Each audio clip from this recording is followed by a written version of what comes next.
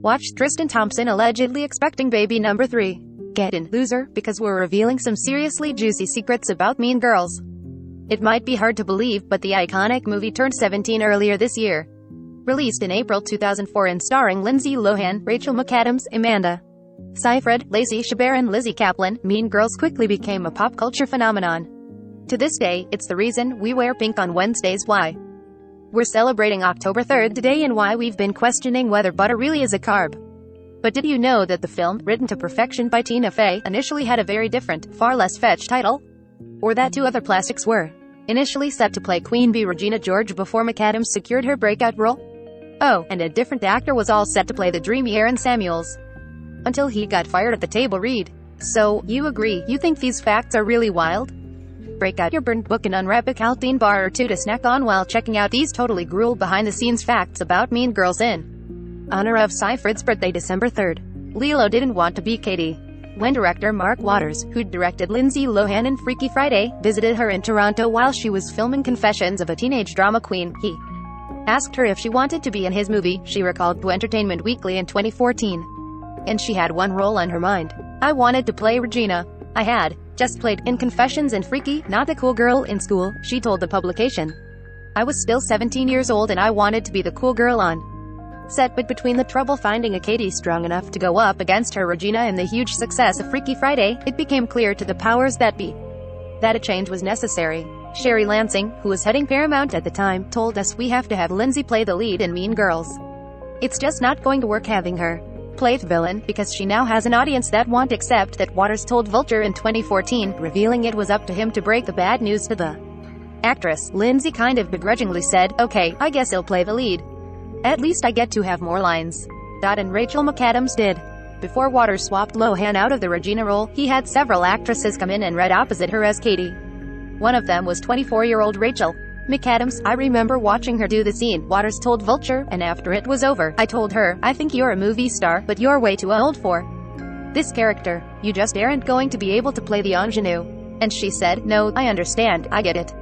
When it came time to find a new Regina, however, casting McAdams became a no-brainer. As she told you, Mark said, I see Katie a little bit younger, but I think it makes sense if Regina kind of grew up a little too fast.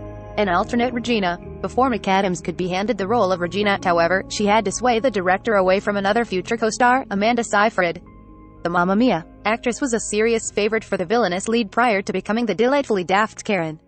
She tested for Regina and was kind of brilliant and very different than Rachel's approach. She played it in a much more ethereal but still kind of scary way.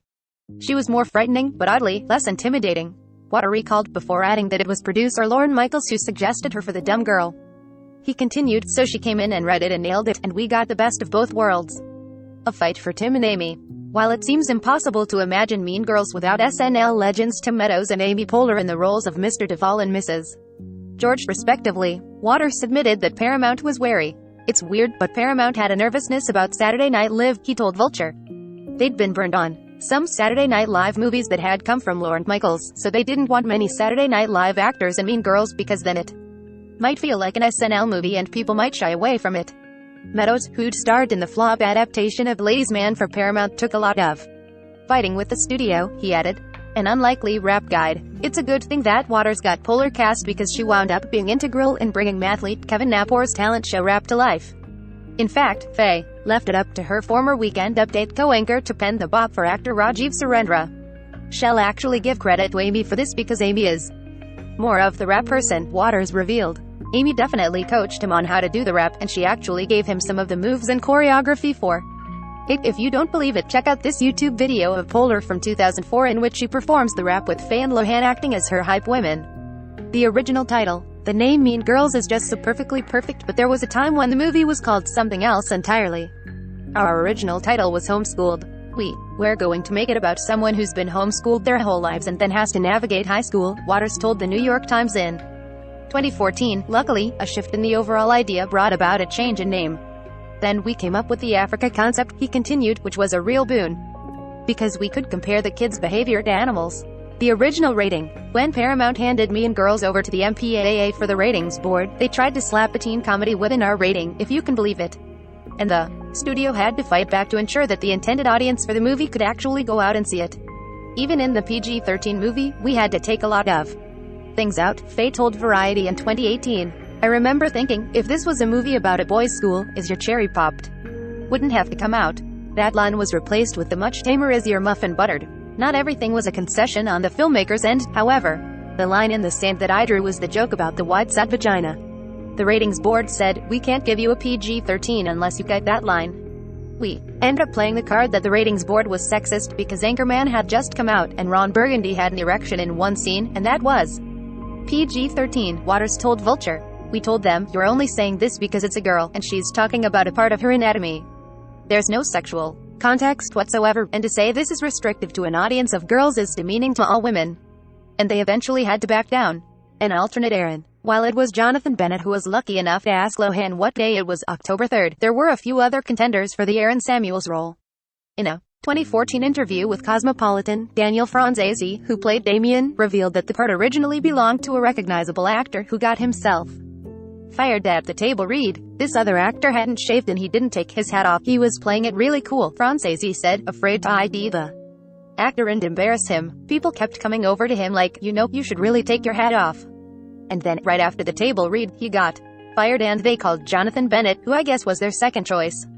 And that's not all Franzese spilled. Also, Lindsay recently told me that even before the actor who got fired, James Franco, was considered for the role of Aaron Samuels. He added, I thought that was so cool. Bennett was great, but that would have been cool.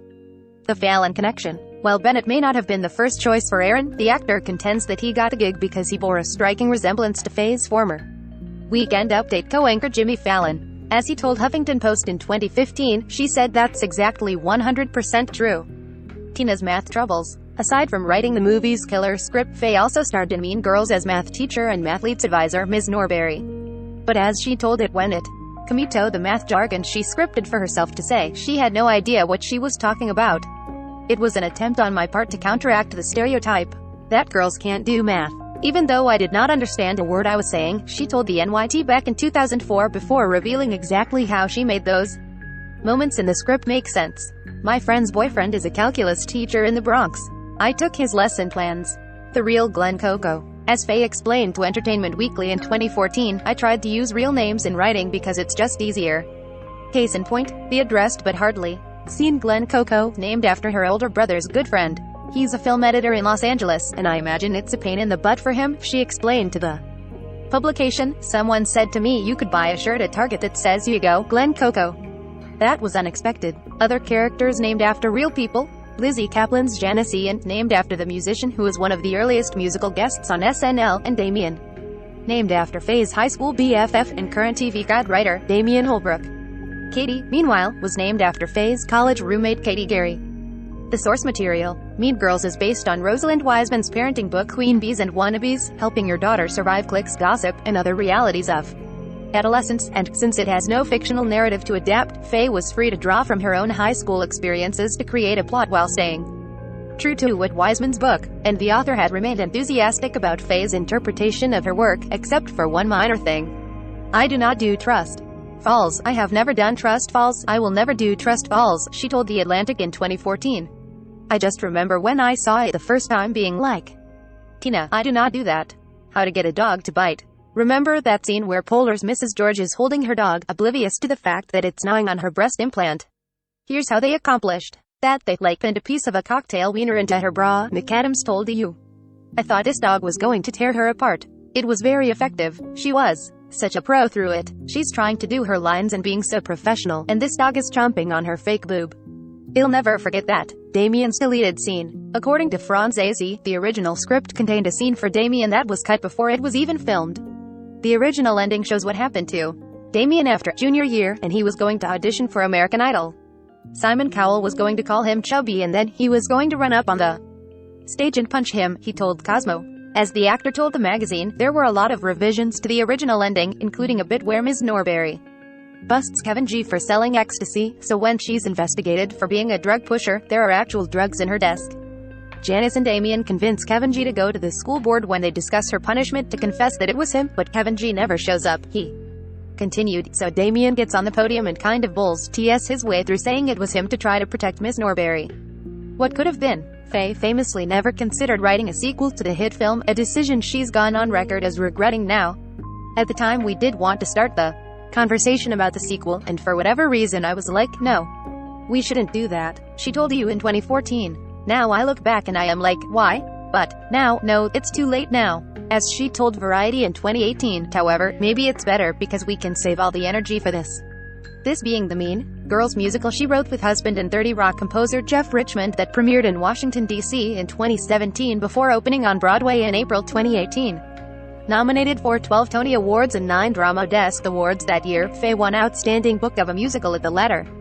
And while there's been no sequel ever made, there has been a film produced bearing the moniker Mean Girls 2. The made-for-TV sequel aired on ABC Family, now Freeform, in 2011 and was a standalone story that had nothing to do with the original film aside from having Tim Meadows reprise his role as the school's principal. It was not well received. This story was originally published on Friday, April 30, 2021 at 5 a.m. Pacific Time.